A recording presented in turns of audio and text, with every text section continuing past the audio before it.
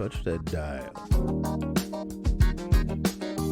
It is your planet. It is my planet. It is our planet. It's mostly my planet. You said you wanna play. And on this planet, baby, if his mama named him Clay, I said I'll pick it up. It's then all I'ma call him Clay. Planet Hog. all the rules. I know you don't. Yes, indeedy. Hardly seems that Might mess around and create an enjoyable experience for all of y'all, man. Yeah. be win. Anyway, I hope everybody's doing well today. I hope this catches you getting her done.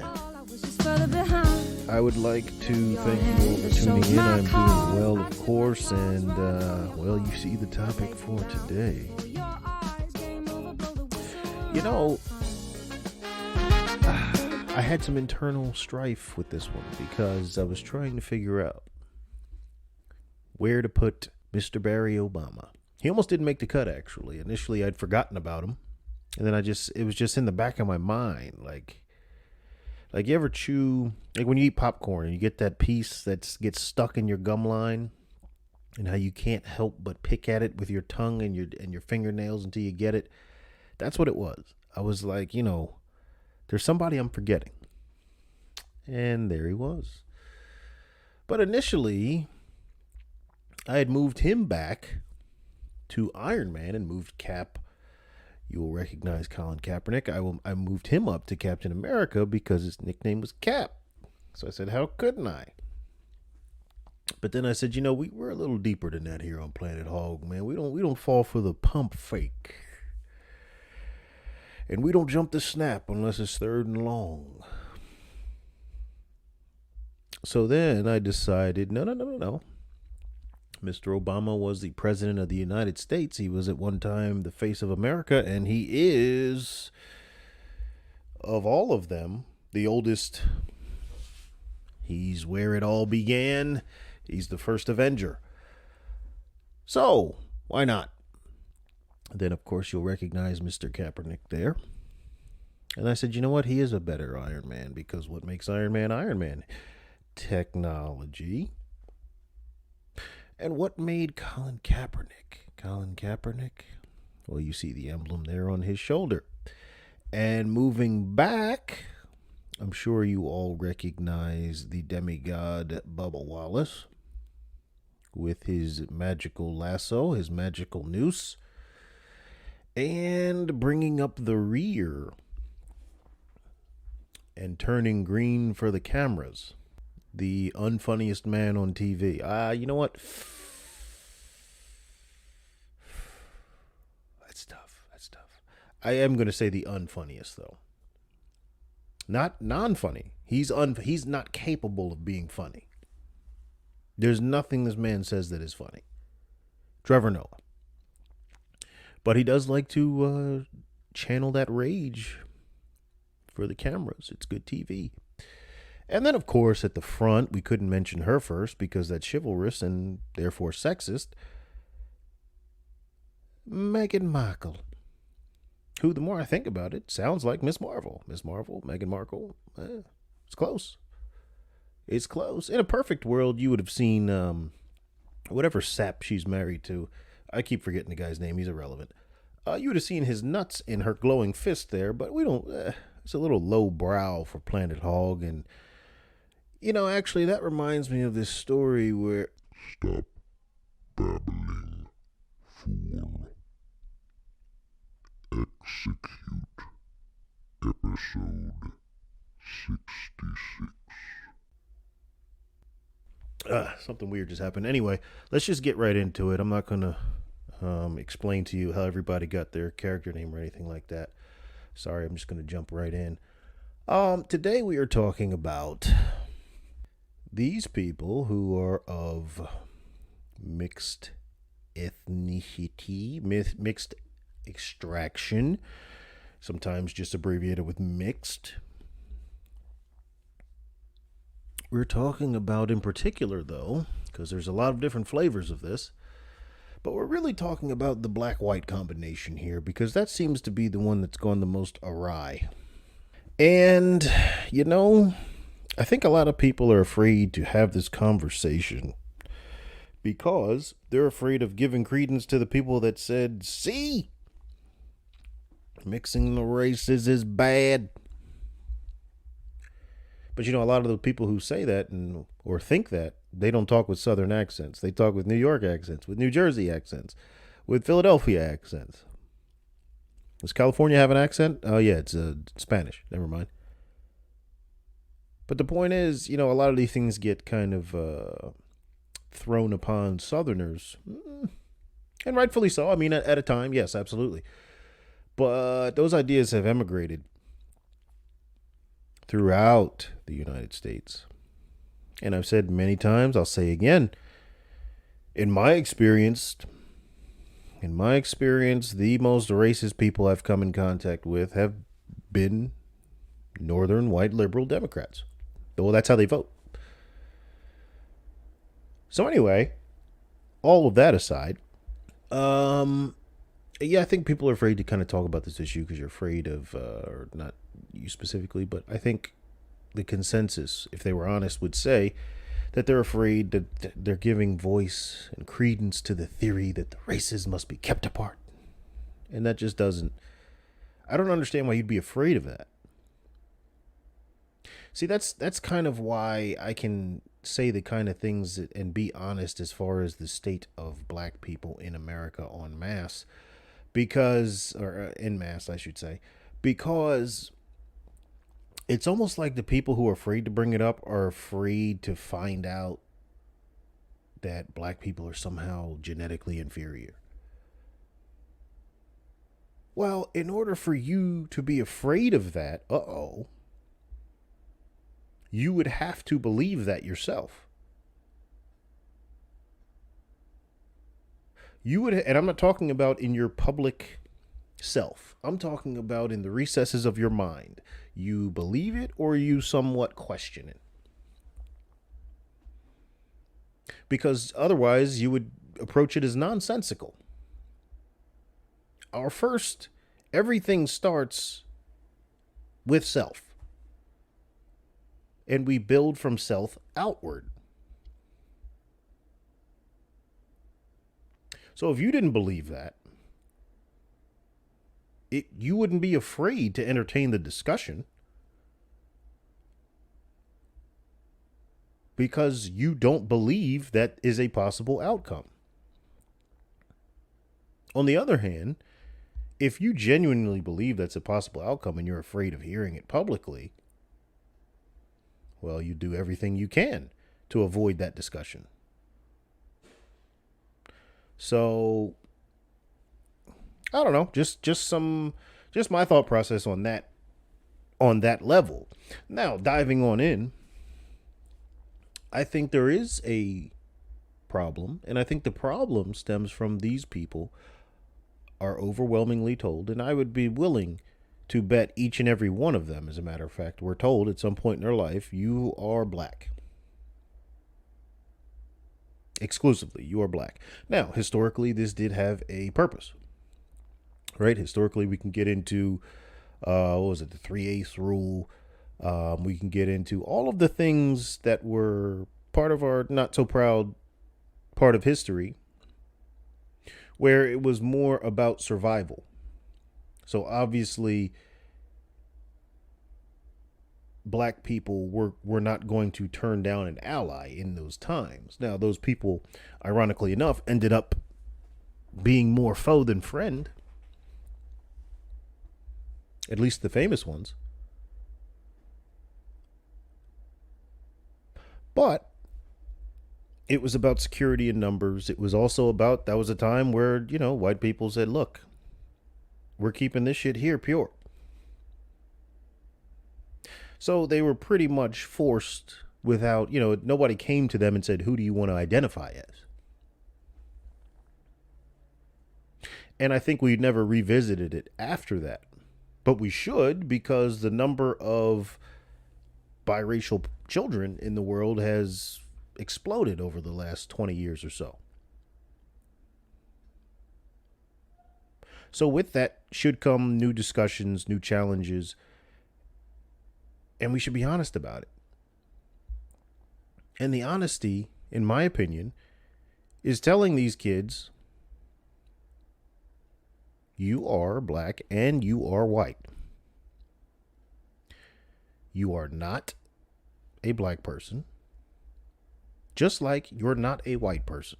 You know, for as much as people like to claim, black people like to claim Barack Obama, which I don't. I refer to him usually when I'm speaking of him as the nation's first half white president. But for every black person that says, hey, Colin Kaepernick's black, every white person could say, hey, Colin Kaepernick's white. If we're going to look at it logically in terms of math, in terms of what two materials went into composing them, 50-50, right? That's kind of the social axiom. I never really understood that, because so exactly 50% of your dad went into and exactly 50% of your mom, not like 49.8, not 51.6, not okay. Not 60-40. I mean, look at Barack Obama. How can you say that's 50-50? Look at Meghan Markle. How can you say that's 50-50? If you look more black than you do white, now Bubba Wallace of that lineup is probably the closest one I would say to saying 50-50. The rest of them look more black than white, with the exception of Colin Kaepernick because he looks Middle Eastern.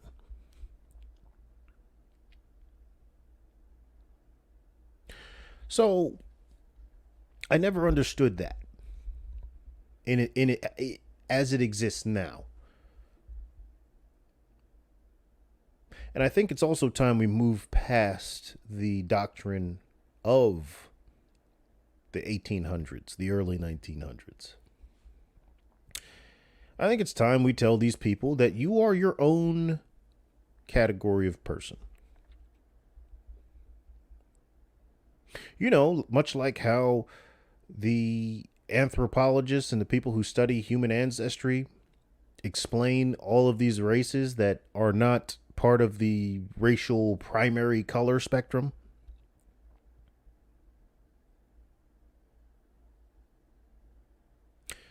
So if we can do it for Portuguese people, if we can do it for Puerto Rican people, and the general consensus is, yes, they're a combination of races, then why can't we do it for these people?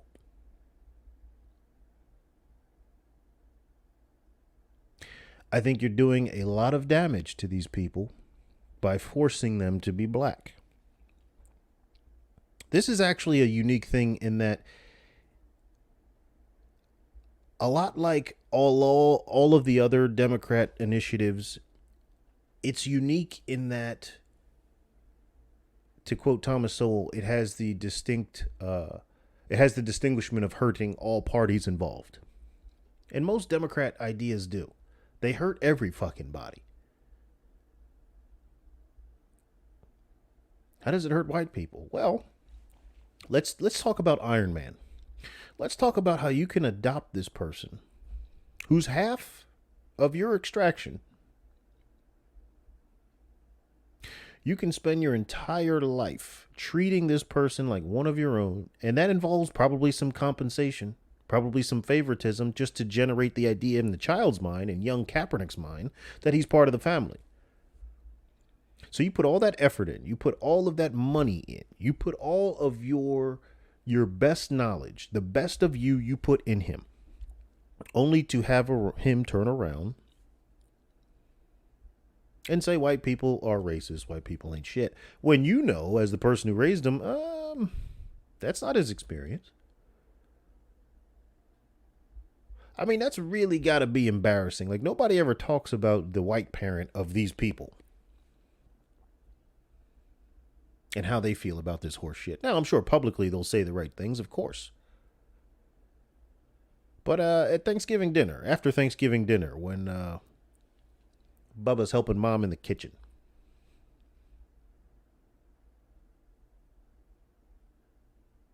Hey, well, or dad. I'm sorry. Is his dad white? I don't know. Whichever one's white. Maybe it's dad. When he's out back with dad, packing a dip in. Hey, son, what's all that bullshit about a damn noose? You know that ain't no goddamn noose. Yeah, I know, dad, but, it's crazy. It's crazy.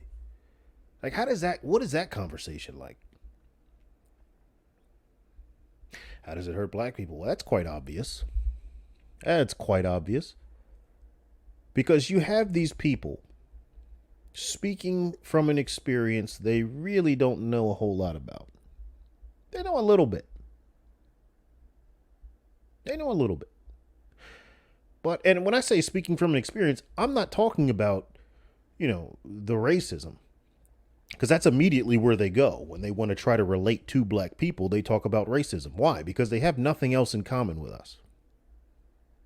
And I'm not saying that's a bad thing. I'm just saying let's call it out. Let's stop the bullshit. It's always racism with them. That's the only time they're talking to black people or speaking as a black person. And if you notice, they all embody, and not necessarily this group here, although Kaepernick you could make an argument for. But a lot of these kids who are confused in their psyche, they often end up embodying some of the worst stereotypes of black people. It almost reads like an Al Jolson skit or sketch. These people, because they're trying to be black. When they should just be who the hell they are.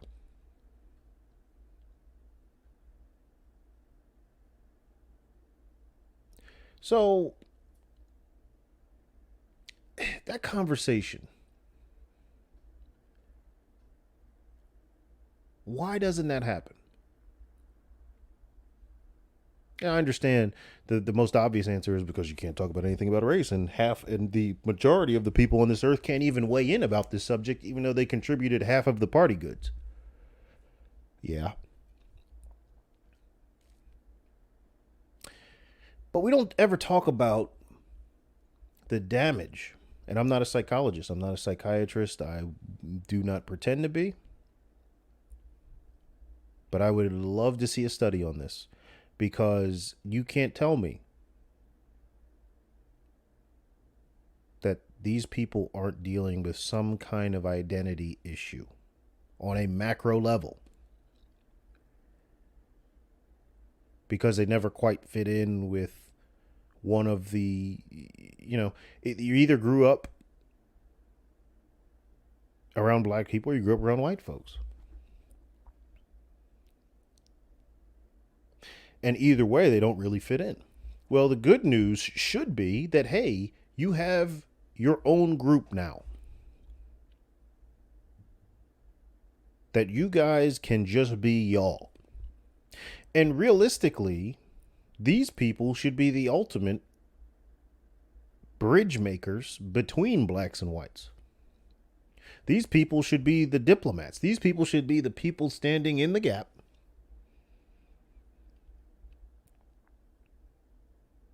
That say, no, maybe you as a black person don't really understand how this person's thinking as a white person. Or no, I've been around white people my whole life. My grandfather's white. No, he doesn't think like this. He doesn't talk like this.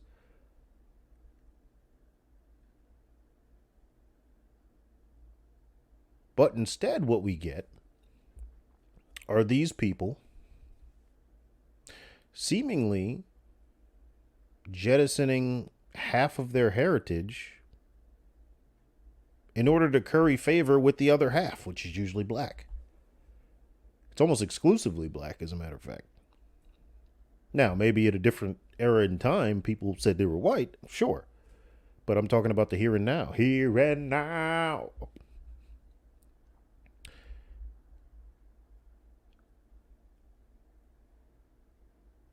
And as more children of mixed ethnicity continue to populate the earth, this is an issue we should resolve sooner rather than later.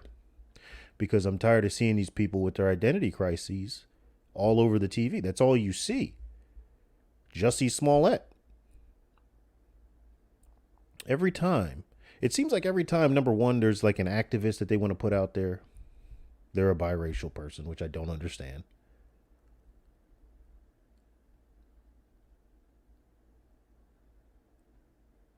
I do understand, because black is really, it's like it's like an ethnic lost and found bin. Everybody who's not white, we preliminarily toss in there. And then they can distinguish themselves if they want to. Like, I like how Don Lemon plays up that he's Creole. Okay, Don. Creole. Okay. That still means you're black. You're black and you're white. There's a white in you somewhere down the line. Well, there's white in him quite often. Anyhow, we don't make those kind of jokes here, Planet Hog. No.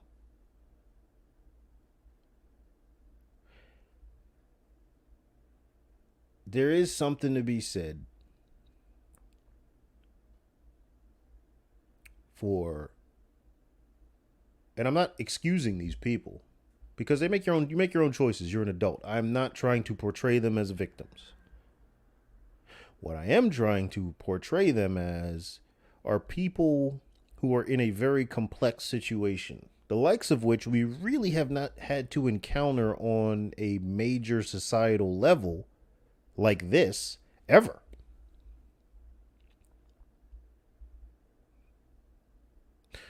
And like I said, it comes with its own challenges, its own responsibilities, its own conversations, its own whatever, its own baggage.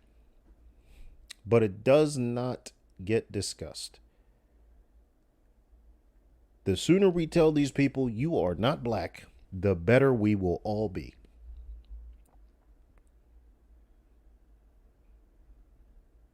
You are something in the middle. Again, there are gradients of just about every other ethnicity, every other major ethnicity. Japanese isn't Chinese. It isn't Mongolian. It isn't Taiwanese. It isn't Thai. Yes, I understand that those are locations and therefore nationalities, but in terms of phenotype, I think is the word, they're not the same people. There are gradients. Just like Mexicans are different from Dominicans, are different from Cubans, are different from Puerto Ricans, because they're the only one that can't swim. No, we don't make those kind of jokes here. So why then do we not have that for, people who are half black and half white?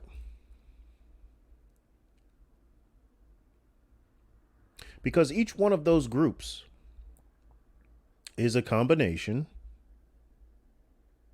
of black and white. Now, however much is in it, however much is in said group, it changes. And I'm not saying there aren't other things as well. I'm just making the point that there are people who have black and white ethnicity in them that aren't these kinds of people. And we've had no problem distinguishing them as their own people. And that's what needs to happen here. You know, it's not about disliking you, hatred, nothing like that. But it is about, we need to start re-embracing reality. And the reality is, if one of your biological parents is not of the ethnicity as the other biological parent, then you belong to neither. You are something different. You know, on Instagram, I made the comparison to Arnold Palmer, which is one of my favorite drinks. Arnold Palmer, for the uninitiated, is half iced tea, half lemonade. But if you go to a restaurant and you ask for an iced tea, they'll never offer you an Arnold Palmer. They'll never just bring you the Arnold Palmer without saying, hey, we don't have iced tea, but we do have an Arnold Palmer, which has iced tea in it. Huh. If you go to that restaurant and you ask for lemonade, they said, well, we don't have lemonade, but we do have Arnold Palmer's, so it's got tea in it. Huh. But never will you go anywhere and ask for an iced tea or a lemonade and get an Arnold Palmer. So if we can figure that out with a drink, with a beverage, why can't we figure that out with people? Something much more complex. Why wouldn't we at least apply that as a baseline principle to build upon at a later date?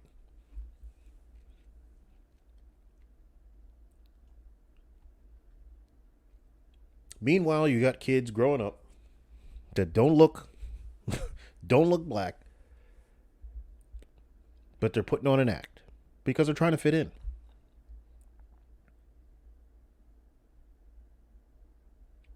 When in reality, again, and you know, this isn't all, because I'm sure there are parents out there that raise their children like they do raise their kids in terms of just be you. Don't worry about this.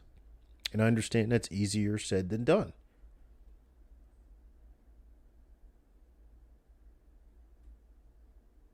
But it is possible. Because not every kid that's biracial is fucked up. But every one of these, with the exception, I guess, you can make of maybe Obama. But it depends on how far you want to go back in his life. Every one of these have had some kind of a fit or an outburst related to their ethnicity, which is silly.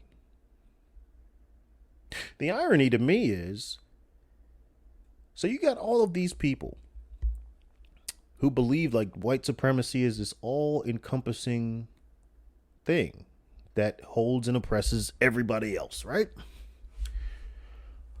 Only problem is, well, you're half white.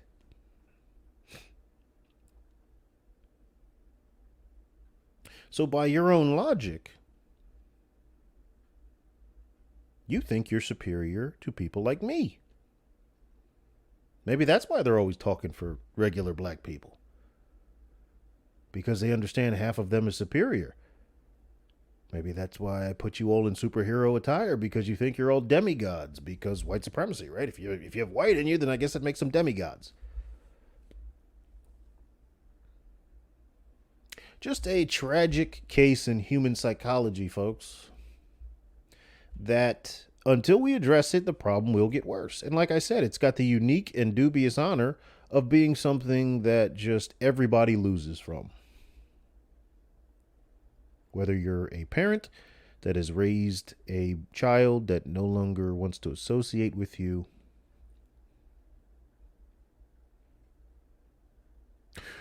or whether you're a parent that your child directly calls racist,